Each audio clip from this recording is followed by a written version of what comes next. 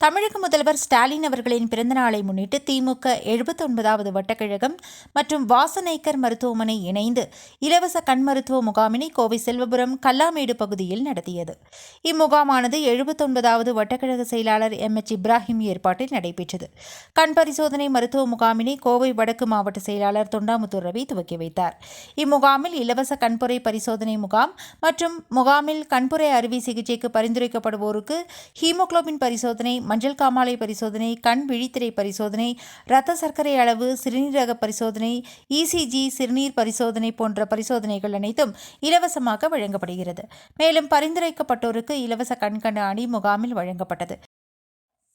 இம்முகாமில் கோவை வடக்கு மாவட்ட சிறுபான்மை உரிமை பிரிவின் அமைப்பாளர் AM உசைன், பகுதி கழக செயலாளர்கள் ராஜ்குமார், கேபிள்மணி, வர்த்தக அணி மாவட்ட அமைப்பாளர் வேலுச்சாமி, மாவட்ட பிரதிநிதி கோவை சுலைமான், பகுதி கழக பொருளாளர் ஜாஃபர் அலி, வட்டக்கழக பொறுப்பாளர்கள் சிவகணேஷ், மின்னல் சிவா, டெய்லர் மனோ, தர்மராஜ், சரவணன், மதியழகன், புருஷோத்தமன், மாவட்ட சிறுபான்மை துணை அமைப்பாளர் பிரான்சிஸ், மைக்கேல், ஆண்டனி, சிறுபான்மை பகுதி அமைப்பாளர் முஸ்தபா, துணை செயலாளர் கனிமொழி, ரவி, உமர், நாசர், சவுந்தரராஜன், முபாரக், மாஜிதா, கணேஷ், அப்பாஸ், பௌஜி, மும்தாஜ், முஜ்மல், ரஃபீக், வினோத், ஹரிஹரன், ஸ்ரீதர், ராம்குமார், மூசா, கதிர்வேல், அசோக், அக்கீம், சங்கீதா, சிந்து, பல்கீஸ், கார்த்திக் உள்ளிட்டோர் கலந்து கொண்டு முகாமினை சிறப்பித்தனர்.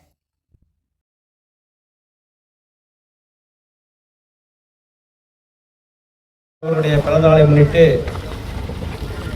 நம்முடைய தெலுங்குடைய பயிர்கலத்தின் சார்பாகவும் 79வது வட்டத்தின் சார்பாகவும் நடைபெறுகிறது.